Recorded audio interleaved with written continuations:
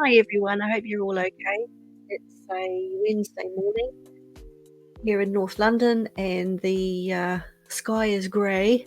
It keeps intermittently raining. So I thought it was a good day to just sit in front of my microphone and natter away to you for a little bit. And today, this morning, I'm going to talk about the ever pleasant situations all women at some stage of their lives will find themselves in, as in perimenopause and actual menopause.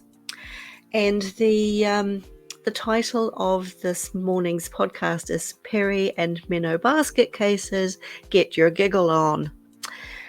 And that's what today is all about. I'm going to try and present a slightly lighter side of menopause, and that is not to in any way diminish or minimize the symptoms and the problems that those things cause for so many of us, but rather to try and reframe things a little bit to show that it is possible sometimes, with the benefit of a little bit of support, to poke a little bit of fun at ourselves. Now, no one is more qualified than me to talk about this, really, because as you know, I'm a psychologist by trade, but I also had a perimenopause that went on for 15 years. Yes, really. And I had a fairly tough menopause too, that I don't even remember how long that went on for. And I'm still, at my age, I'm still sort of dealing with one or two quirks and bangs, which, it kind of makes me think that maybe it never fully goes away for some women. Maybe that it's always going to be hanging around in the background, tapping you on the shoulder in some form or another for however long. Maybe by the time I get to 89, if I live that long, maybe the caterpillar on my top lip will have turned white. And if I've still got any hair left, I could probably do a run as Santa Claus. But for the most part, the hormones should have settled down by then. God, I hope so. I don't want to be like pushing 90 and still having hot flushes. God forbid. But anyway, I'm slowly starting to bimble off the point here, which I do sometimes when I sort of jump up on my little soapbox. But really what I want to do is acknowledge how tough Peri and how tough Meno pauses are for women of all walks of life and at all different ages. There's no set blueprint for when any of this stuff starts, no set timetable for it to run, or no clearly identifiable end point in advance where you can look at and say, okay, when I get to there, it's going to be better.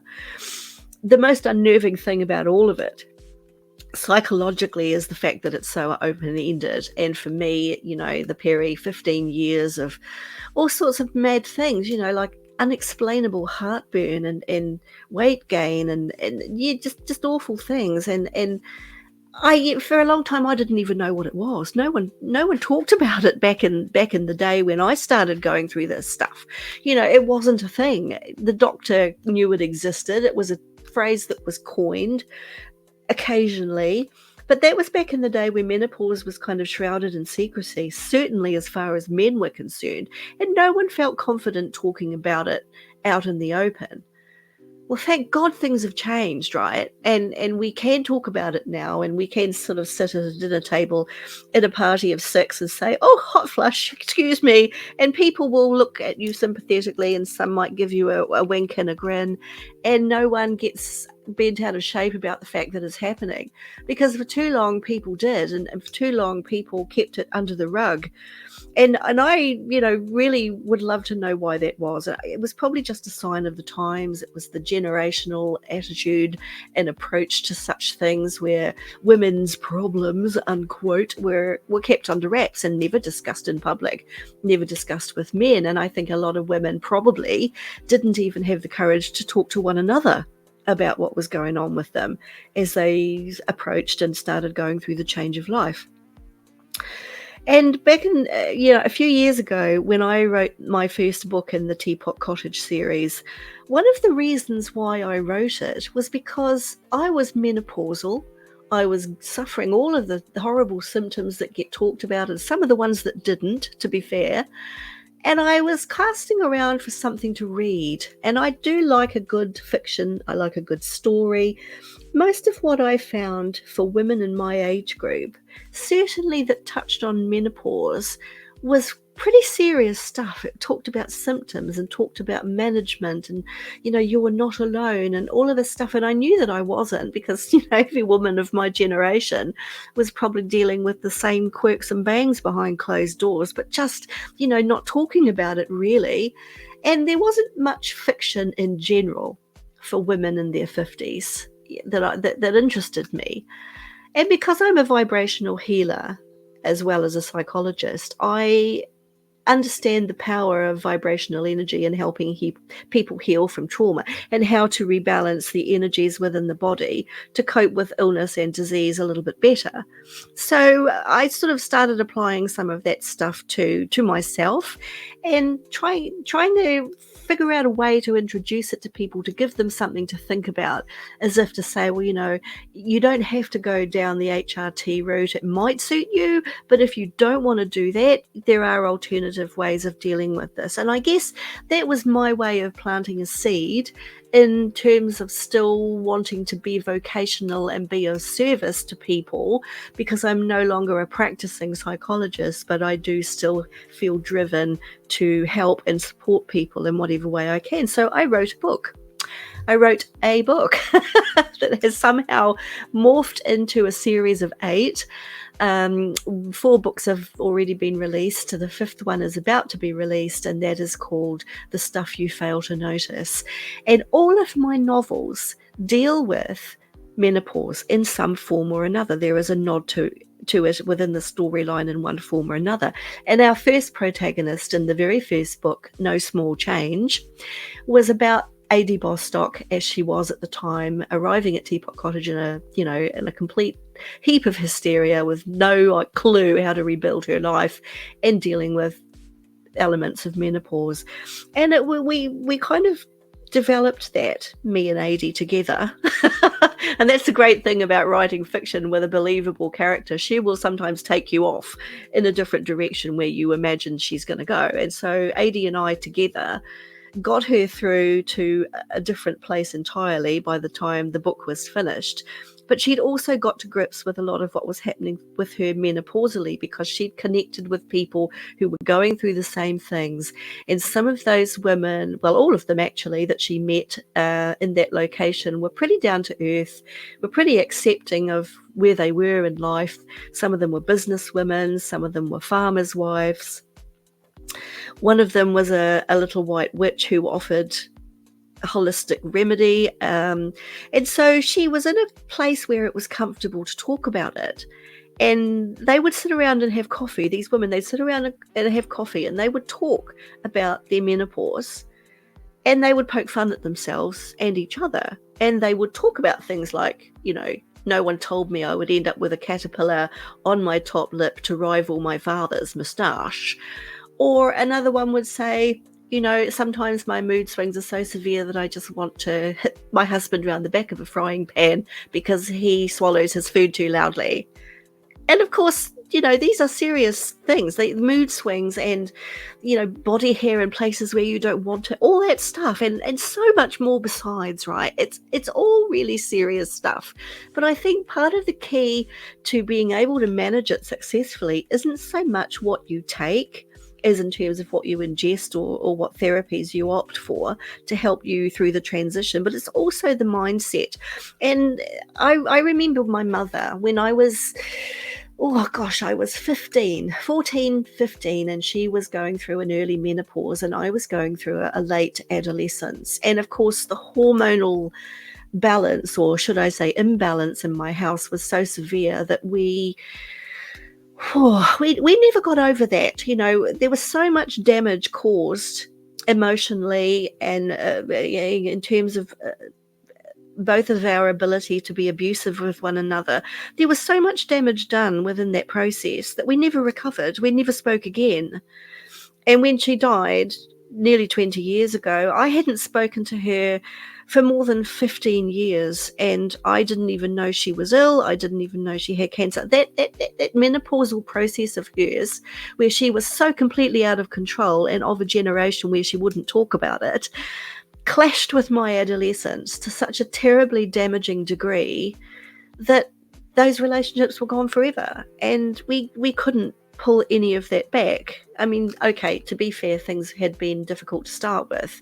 It had always been a tricky relationship between me and her, but that was the kiss of death, really, and it kind of underscores for me just how serious this stuff is. This whole Peri and this whole menopausal transition stuff, it has such a huge potential to create devastation for the women who go through it and for the relationships they're trying to maintain as they do that. So I think a little bit of laughter here and there, if you can get to a place where that becomes possible, helps to keep things in perspective. And even if you can laugh with your kids and say, just things that talk about the stuff that's going on with you and how it's making you feel, and maybe say to your family, do you have any suggestions as to how I can feel a little bit better about this?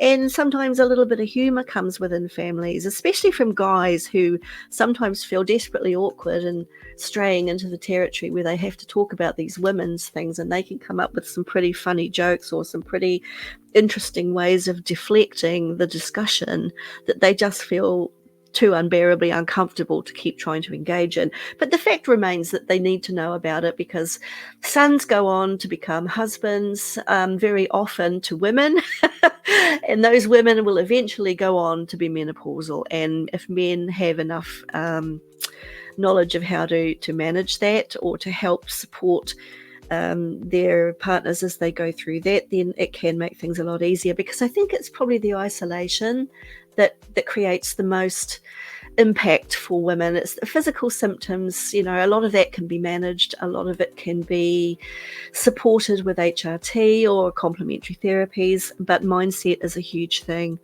And what I wanted to do in these books is maximize the ability for these women to feel a little bit lighter about a process that they can't avoid, but they can perhaps have a little bit better control over if they see it in a slightly less heavy way.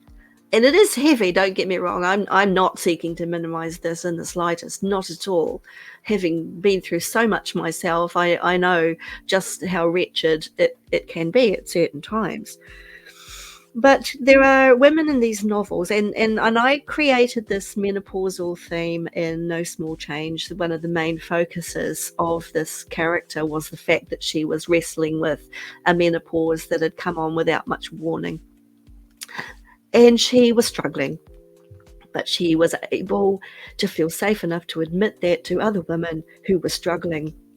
And they all found themselves in a place where they could at least poke fun at the bear, as it were, rather than let the bear overwhelm them. And so in the second novel, the main protagonist is a younger woman, but the woman in the first novel is a heavy influence in that one too. And we do talk about her menopause, and there are still conversations in that book, The Power of Notes and Spells, that do have a nod to menopause too. And every novel in that series maintains an element of acknowledgement of menopause and its difficulties throughout.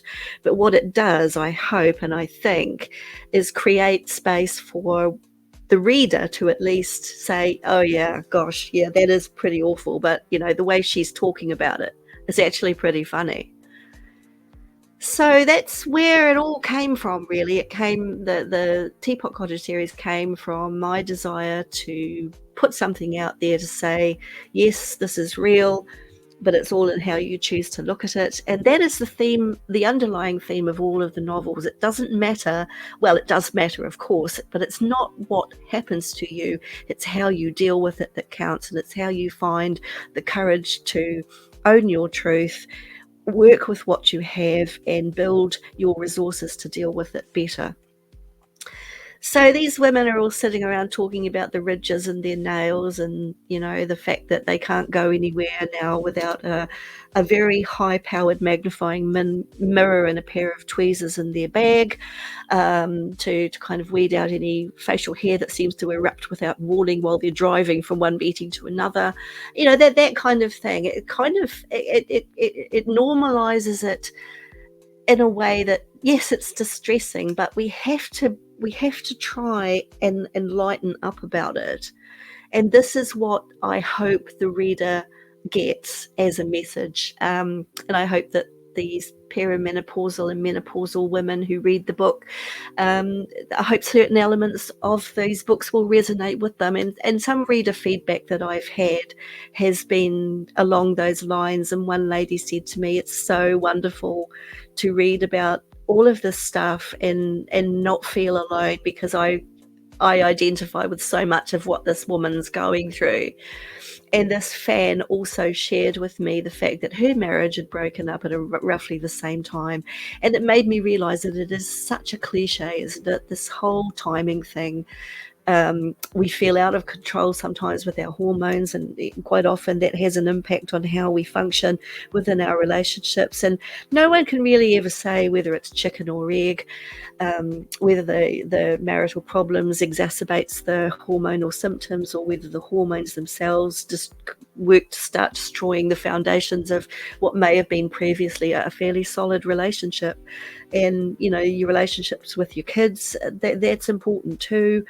It's easy to feel fragmented, but I think there is strength in a little bit of humor, a little bit of self-deprecating dialogue where you can poke a bit of fun at yourself and say, well, yes, okay, it's like life. You can choose to let it push you into a corner in a screaming, sobbing heap, or you can find some elements of humor within it. And in modern day society, where so many people are angry, so many people are upset and despairing and choosing to be offended by what's going on around them, we're losing the humor that's really, really important in keeping perspective on all areas of our lives. But I think it's just so easy, it's so compelling to giving in and drowning in this menopause process, or living in a constant state of bewilderment about the peri and about what that means, and the fear around that as to how long it's going to go on for, how much worse are things going to get, how long is it going to be before I get to the end of the process, what do I have to go through in the meantime. Those are all very big, valid, solid, and real concerns. And trust me, having been there, I empathize totally. But I think if it's possible to laugh at yourself a little, and surround yourself with people, be in groups where it's okay to poke a little gentle, respectful fun at someone else, and that lightens things up, and enables them to do the same for you. And you can get, it's like going to laughter yoga. You think, well, how does the laughter starts? Well, it just does. One person says or does something, and the laughter just starts, and it makes a horrible process a little bit more bearable. So yeah, pick up one of the teapot. Pick up No Small Change. If you're menopausal, or you're in peri, or you're close to someone who is, pick up that book, No Small Change by Annie Cook, because it's just a different way of looking at something that otherwise has the potential to drag you down and keep you under. And that's not a good place to be. So get your giggle on. Buy the book, read the book, get your giggle on, and embrace yourself, because this process, you will get to the end of it. And when you come out the other side of it, you will be able to look back on it with a little bit of humor too. And I couldn't do that while I was in there. It's only afterwards, looking back, that I can write with humor about this issue, but hopefully it helps. So yeah, enjoy.